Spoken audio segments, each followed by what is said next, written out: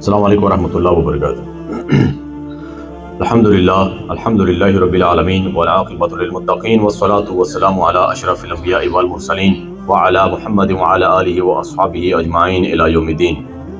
أما بعد قال الله تبارك وتعالى في القرآن المجيد والفرقان الحميد أعوذ بالله من الشيطان الرجيم بسم الله الرحمن الرحيم إن أول بيت وضع للناس للذي ببكة مباركا وهدى للعالمين صدق الله مولانا العظيم وصدق رسوله الكريم.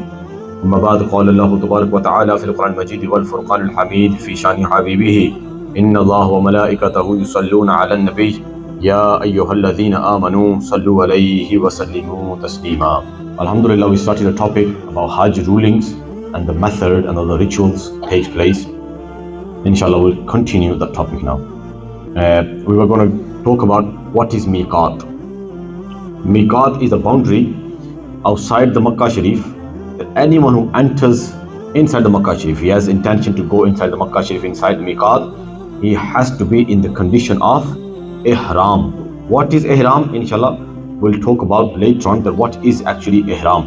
So anyone who has intention of going inside the Makkah, inside the Haram Park, he has to cross the boundary. For crossing the boundary, he must be in the condition of ihram. Either he's going for umrah, he's going for business purposes, or he's going for job purposes. He has to have ihram on. Anyone who crosses that boundary, anyone crosses the boundary going inside the Makkah Sharif and he didn't have ihram on, dam will become wajib upon him, penalty will become wajib upon him. What is penalty? Penalty is basically you have to sacrifice an animal inside the boundary of haram. If someone wants to go inside the miqat without ihram, he wants to go inside the miqat, inside the Makkah Sharif without ihram. Like some people, they say we work in let's say different nearby Makkah Sharif and our company doesn't give us ijazat. Every time you go inside Makkah Sharif, let's say the delivery drivers or the lorry drivers or bus drivers, what do we do then? If we start doing umrah there, it's going to take us ages. Our company doesn't give us ijazat. So our ulama then says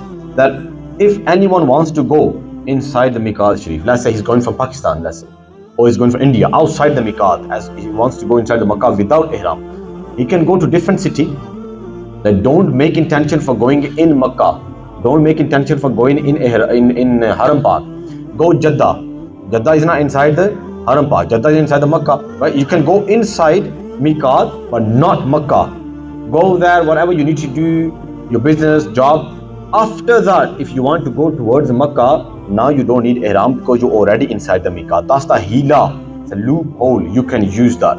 But if you're straight going towards Makkah, then of course you will have to be in ihram. Let's say you want to go, you are using this loophole. Don't just use it like, no, I'm just going to go there and buy burger from Jeddah and then I'm going to go to Makkah. You're going to go to Jeddah anyway, right? Because that's the airport you're going to go to. Stay there. Let's say you have some relatives there. Have the intention that you are going inside the miqat, but not Makkah. Then after that, you can, next day or after next day, you can go towards Makkah without ihram. That's the loophole you can use. Otherwise, going Makkah, you have to have ihram on. Now, even those people who live inside the Makkah, they're already inside the Makkah. When they go outside for business purposes or anything outside the miqat, when they come inside the miqat, they have to have ihram on as well. Otherwise, dam will become wajib upon them. Now, there are three conditions of a person who goes for Hajj. There are three kind of people who goes for Hajj. One is afaqi, one is hilli, one is makki. Afaqi are basically those who come from outside the miqat, outside the boundary, like Pakistan, India, Gujarat, outside the miqat. Because there's a boundary, you need to understand there's a boundary around Makkah Sharif. And there are 4 or 5 entrances. These are the entrances. Whenever you cross, you have to be in ihram condition. So anyone outside the boundary who goes for Hajj, they go inside the miqat, inside the boundary, they call afaqi, they come from outside. Next one is who are already living inside the miqat, but outside the Haram Park. They're inside the miqat, but outside the Haram Park. Those who are living in Jeddah, let's say, they are inside the miqat, inside the boundary, but they're outside the Haram Park, they're outside the Makkah Sharif. They are called hilli. These terms I will use later on. That's the reason I'm just giving you a little bit extra knowledge, that if I talk about this, then you know who are afaqi, those who are outside the miqat, hilli, who are inside the miqat, but outside the Haram Park, outside the Makkah Sharif, and one is Makki, those who live inside the Haram Park, who are living inside the Makkah Sharif. There are three conditions of a person who goes for Hajj. One from outside, one inside the Miqat but outside the Haram Park, one is inside the Haram Park. Three kind of people. Now there are three types of Hajj. Three types of Hajj. Our first one is Ifrad. Hajj Ifrad. Hajj Ifrad is that Munfrid ka then a separate Hajj. You only do Hajj, you don't do Umrah in that. Anyone can do that, those who are living inside Haram Park, those who are living inside Makkah Sharif, right? So they can do this Hajj. They don't need to do Umrah now. Why? Because Umrah is only for those people who are coming inside the Miqat boundary and they have to have Ihram on. Now these people are already inside the Miqat, so they don't need to put Ihram on. They straight away, what they do, on 8th of Dhul Hajj, they straight away put the Hajj Ihram on and they just go for Hajj. The 4 or 5 days, they do their Hajj and then they go back to their house. So they don't have to have Ihram on, so they're already inside the Makkah. Let's say you, your relative, someone is living inside the Makkah Sharif, already living there. He doesn't have to do Umrah or anything. Just 8th of Dhul Hajj, put the Ihram on for Hajj and go start doing Hajj. This is called Ifrad. Ifrad, Munfrid, only sound, just Hajj is there. There is no Umrah. And the person who does Hajj is called Mufrid. Next one is Qiran, highest level. A lot of sawab in that. And Rasulullah sallallahu alaihi wasallam, the Hajj Rasulullah did, he sallallahu alaihi wasallam did Qiran Hajj. What's Qiran? Qiran means combining two things together. So in this Hajj, what we do, you combine Umrah and Hajj together. So what you do, here you make intention of going Hajj, like let's say you first of Hajj, Dhul Hajj, second of Dhul Hajj, third of Dhul Hajj, you go for Hajj. But you are making intention of Umrah, that I'm going inside the Miqat to do Umrah and I'm making intention of Hajj as well. Now for all 4 or 5 days up to 8th of Dhul Hajj, it's not like you're going to take the Ihram off. You cannot take the Ihram off. You have to stay inside Ihram condition. And all those obligations of Ihram comes wajib upon you. And the second thing is, if you make a mistake, you break any obligatory action, you do anything wrong in Ihram, normally it is one dam, one penalty. In Qiran Hajj, there are double penalty. So if you sacrifice any other Hajj, you make a mistake, you have to give one animal. In Qiran Hajj, you have to give 2 animals. One mistake, 2 animals. So Qiran Hajj, a lot of sawab, but it is more difficult because you have to stay in Ihram. You are combining Umrah and Hajj together in one Ihram. This is called Qiran Hajj, but a lot of, mashallah, sawab is in this. The next one is Tamattu. Tamattu Hajj. Normally, all those people who go to Pakistan, India, Gujarat from here, this is the Hajj we do. That's why I kept it right at the end. This is the Hajj normally we do. So Tamattu Hajj is, Tamattu means fayda uthana, taking benefit. What, taking benefit from what? You are going Makkah Sharif for Hajj, but Hajj is not going to start first of Hajj. Or let's say you went at the 29th of Dhul Qa'dah. You're not doing Hajj. Hajj can only take place from 8th of Dhul Hajj. This is the time starts. But you went 2 weeks before.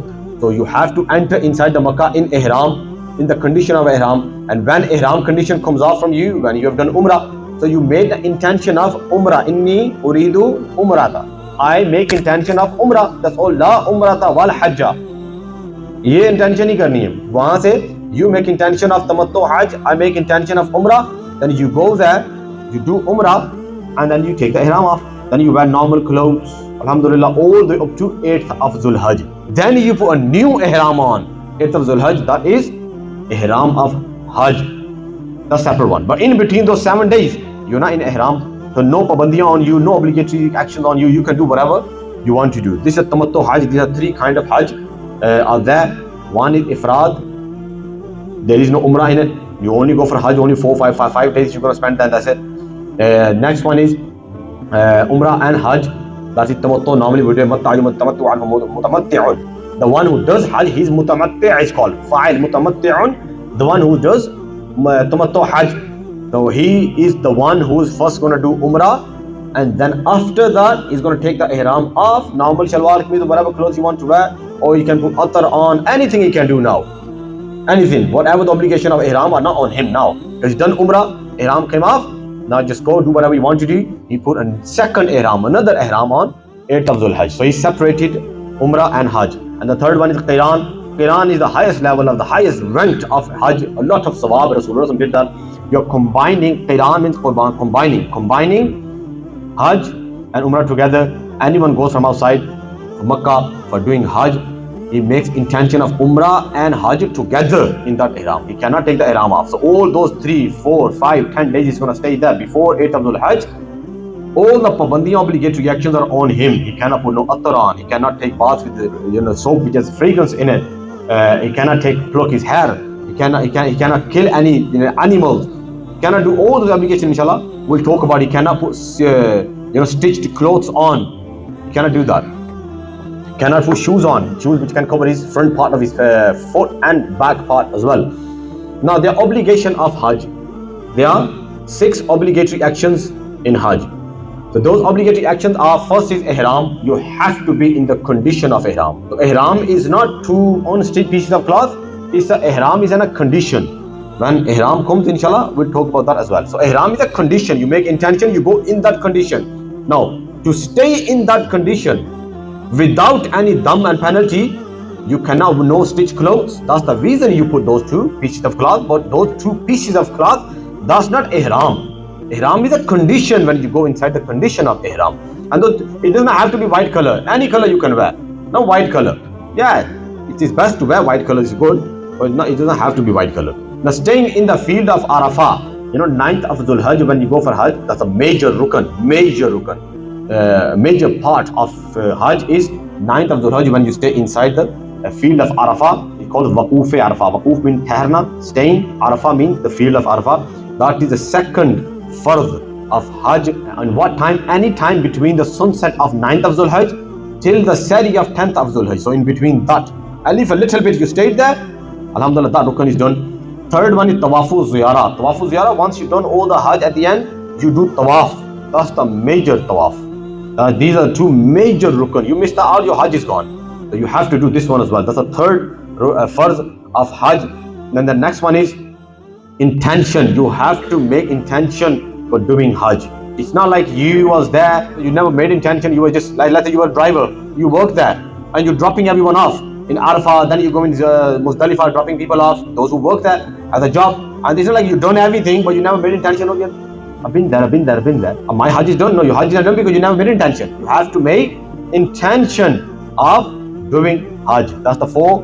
And the 5th one is order. All actions must be performed in order. Order, basically, first you have to do Waqoof Arafah, then after that you're going to do Tawaf Ziyarah. It's not like I'm going to do Tawaf Ziyarah first, then I will do Waqoof Arafah. No, everything must be in order. That's the 5th. And 6th, every fard must be performed on its time. Every fard must be performed in its time. Like, it's not like 9th of Dhul Hajj, you have to stay in Arafah and it's going to be rushed there. There's so many people that, why not I just do Waqoof Arafah in 8th of Dhul Hajj? Can't do that. You have to be in that time, the time I gave you. So these are the 6 fard of Hajj. Now, wajibat of Hajj. If you miss any wajib, dam becomes wajib upon you. There are only 2, 3 wajibat. If you miss, dam won't become wajib upon you. Dam basically penalty. I will use word dam. Dam is penalty. So you must have ihram on before crossing the miqat. So if you want to make niyat when you go to airport, you make niyat there, because if you go inside the plane, or you can make niyat there as well if you want to. But if you go to sleep and plane crosses and go in Jeddah as well, not Medina, because when you go Medina first, then don't make intention. But if you go in Medina, maybe you're going to stay there for 5 days. You're going to do Umrah after 5 days. All those 5 days you have to stay in ihram because you already made intention. When you go in Medina, you don't need ihram. Why? Because no miqat comes in your way. When you go in Jeddah or these places, you can ask your cabin crew or all those people, or Muallim who's taking you. Nowadays people go on their own. So just ask them, is there any miqat comes in my way? The people will, those who normally go, they will tell you, you have to have ihram on, otherwise you don't need ihram on if you go in Medina. Yeah, Medina to Makkah when you go in. Then there is Abiyai Ali. That's the ihram place comes. This is where you can stand and you can put ihram on. Now, performing sa'i between Safa and Marwa, these all Hajj things. Between Safa and Marwa, that is wajib. And starting from sa'i from Safa, not from Marwa. Starting sa'i from Safa side, staying in Arafat till after sunset. Once sunset is done, it's really big. Some people, they start running towards Muzdalifah before sunset. After sunset, you have to stay there after 9th of Dhul Hajj. Sunset done, stay there for a bit, and then you can go towards Muzdalifah. Then after that, staying in Muzdalifah, that's another field. So there is a Makkah, then you go to Mina. Then after the Mina, there is Muzdalifah, but you're not going to do the Muzdalifah. There is Mina, Then there is Arafah. You're gonna cross Muzdalifah, go Arafah first.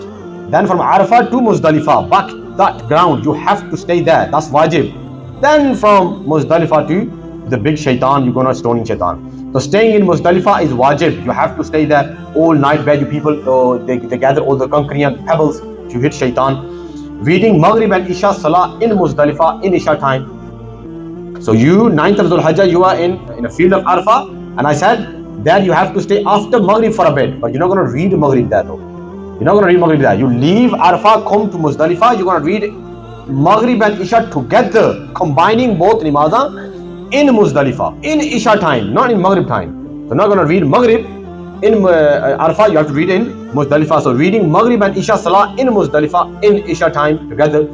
So stoning all three devils on 10th of Dhul Hajj, 11th of Dhul Hajj and 12th of Dhul Hajj. But on 10th of Dhul Hajj, you only stone one devil, the big one. It's called Jamaratul Uqaba. The Uqaba is right at the end, the one is. First you're going to miss, second you're going to miss, third one you're going to stone 10th of Dhul Hajj, then 11th and 12th, all of them. On the first Rami day, stoning shaitan calls Rami. Stoning shaitan, on the first stoning day, 10th of Dhul Hajj, you must stone only Jamaratul Aqaba. This is wajib. And before you shave your head, you have to stone shaitan. So stoning the devils on that specific day. Stoning the devil on specific day. That is wajib. ये नहीं कि 9th को जाके stoning कर रहे हैं. No. 10th of Dhul Hajj, certain shaitan. 11th and 12th, certain shaitan. All of them. So stoning the devil, performing Rami on the specific day. Next one is doing qasr or halaq. And it has to take place in the days of Qurbani, in the hudud of Haram Park. Qasr or halaq, it must be done inside the boundary of Haram and in sacrificing days. But if the sacrificing days are gone, then of course dam will become wajib on you. What is qasr, what is halaq? Halaq is basically you shaving your head.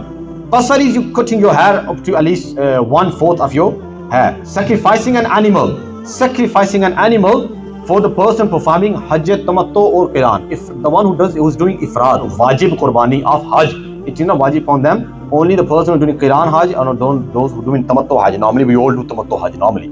So Qurbani is wajib upon them. They have to do Qurbani in the days of Qurbani, 10th, 11th and 12th of Dhul Hajj before Maghrib. So you have to do Qurbani and it has to be done inside the boundary of Haram Park. Performing Tawafu Ziyarah in the days of Qurbani. So you have to perform Tawafu Ziyarah.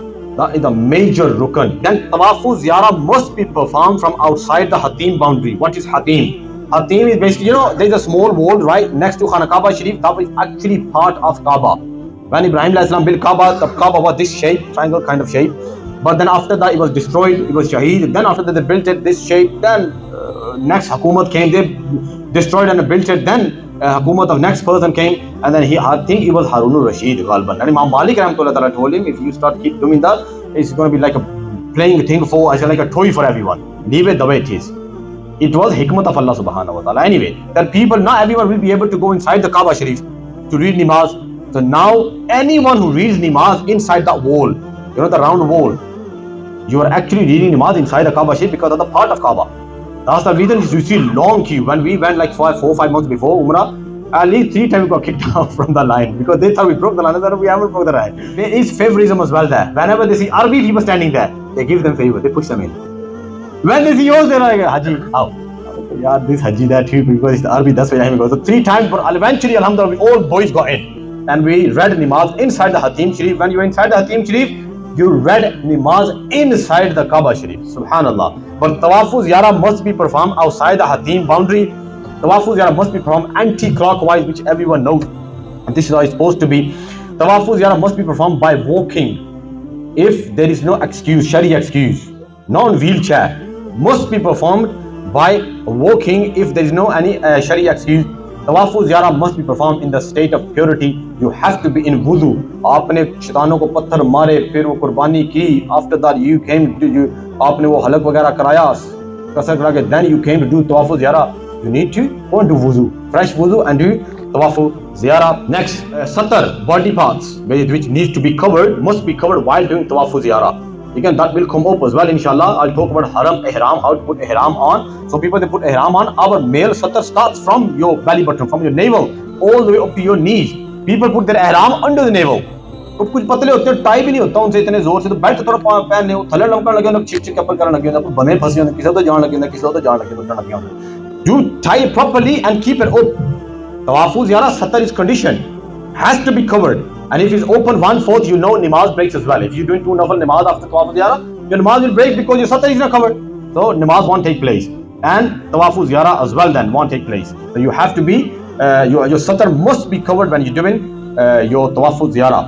2 rakat wajib salah must be performed. People say it's nafal, but after tawafuz ziyara, those 2 nafal are wajib, and you're gonna make intention of 2 wajib rak'at, not nafal. Nafali tawaf में तो नफल ही नियत बंदा करता है, but wajib tawaf you have to, it's a wajib to nafal. You're reading these 2. Yeah, if you did not read these 2 wajib rakat, only on this one, dam won't become wajib upon you, but it's only 2, you can do it. Stoning, now there is a order. Order is wajib. Sacrificing an animal. First, what you're going to do is, you left, you're going now all that day. 10th Dhul Hajj, हम तो ईद मना रहे थे यहाँ पे, वहाँ पे जो दौड़े लगी होती है ना, कभी उससे उनसे पूछो, उनको पता, उनको होश नहीं, रात जाकर उन्होंने होश आमदी, अच्छा दिहाड़ लांगी है, वो भाग भाग के चले हुए होते हैं. That's what Allah wants us to do anyway. On that day, Allah wants to see, subhanallah, that's my slave. Look at him, 2 pieces of cloth, hair all over the place, didn't take bath, look, dust everywhere, all over his body. And this is my slave. This is when Allah subhanahu wa ta'ala feels pride in front of angels. This is my banda, look at him. Subhanallah. So stoning the devil, then sacrificing an animal, then you go and shaving the head, and then tawafu ziyara. These are the 4 things you have to do in order.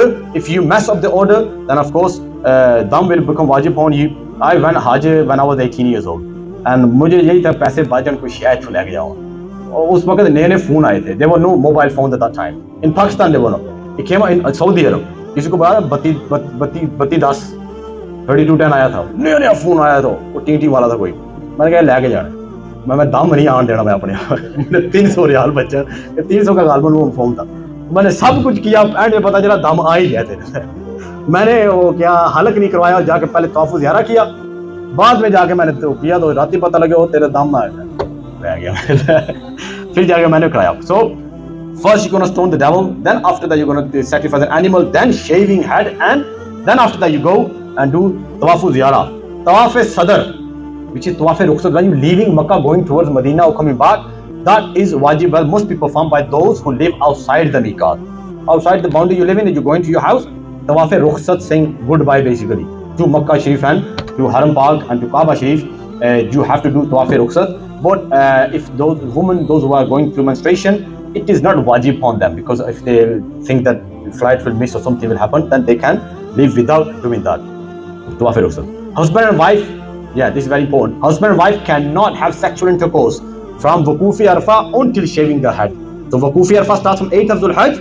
Wuqufi Arafah, 8th of Dhul. After that, wife and husband, they cannot come each other any physical relationship, sexual intercourse. They cannot have from Wuqufi Arafah all the way till they have shaved their head. All these 4 actions I've mentioned, until that they cannot have that. So next one is protect yourself from breaking the boundaries of ihram. Any obligatory actions which are wajib on you, you have to obey those orders. Inshallah, I'm going to be talking about those orders as well. Ihram ki pabandiyan, the obligatory actions of ihram. When you go in the condition of ihram, you cannot break that. Like very stitched clothes. Normally बंदे मानो क्या भूल जाते हैं, underwear उतारना नहीं भूल जाते. वो ihram पहना होता है, आदत क्या नहीं होती, आदत ही नहीं. बंदे, हमारे लड़के के साथ हुआ, उसने पहना हुआ, सामने जूते पहने हो तो बंदा तो बता सकता है ना, यार you got shoes on, or yeah, you got still got कमीज on, don't cover your head, how do you know you got underwear on? And after like next day पता चला बच्चे ने तो वो पहना हुआ था, लड़के ने, पता ही यार दम पै गए तेरे तो. Well, anyway, anything stitched you cannot have on. So wearing stitched clothes for male, or covering head or face, you can't even cover, no covering head, no covering face. If you miss out any wajib you missed out, those all are mentioned. Of course yaad to nahi rahenge aapko, but you can go and watch this video. All these wajibat, if you anything miss out, then penalty, dam will become wajib upon you. Is sacrificing an animal, lamb or sheep, male or female, inside the boundary of haram. But let's say you found out that you made a mistake. When you found out, when you came to Pakistan, or you came in England, then you found, oh yeah, I did this, and then someone told you, yeah, you made a mistake. Now what are you going to do? Found someone in Makkah Sharif, tell them inside the boundary of haram, please sacrifice an animal for me, or next time when you go, you can do it yourself. Now that The wajib I'm saying, either unintentionally you missed out, intentionally or by mistake, still dam will become wajib on you. There are some wajibat, if you don't perform, then penalty will not become wajib on you. For example, not reading 2 rakat, wajib. I told you after tawaf ziyara, penalty is not wajib on you. And not reading maghrib in isha time in Muzdalifah, dam will not become wajib on you. Now, ihram conditions. What are the ihram conditions? ये मैं जाऊं ihram condition में कि ना जाऊं? नहीं जाता, क्योंकि भी टाइम हो गया। हाँ, ये बड़ा इंपॉर्टेंट है इसके साथ जाना कि normally all these things I mention, वो तो ठीक है समझ लगी होंगी, ज़्यादातर ऊपर से गुजरी होंगी, but these are very important. Those who going for Hajj, these are very important. ihram and its conditions, next week I will talk about ihram and its conditions, which are very important for normal person as well. Next, let's say that this ihram is either for umrah or for hajj. Ihram is ihram, it's a condition, right? And we'll talk about what is actually ihram of woman. लोगों ने लगाया होता है अपनी shops के बाहर, ihram for woman. What ihram for woman? What ihram for woman? Well, anyway, we'll talk about ihram and its conditions, what makes dam wajib on you, what things you cannot do in ihram, and what are haram actions, which some of them are for males, some of them are for females, haram actions. And then after the complete method of hajj, inshallah, we'll talk about all that. And then few questions I will take as well, that when women go for hajj, can she take pills or medication to stop her menstruation, क्योंकि इतने पैसे लगा के जाना वहाँ पे, can she do that? And some other questions, inshallah, we'll talk about that too. Jazakallah khair, Hazrat, wa ma alayna illa al-balagul mubin.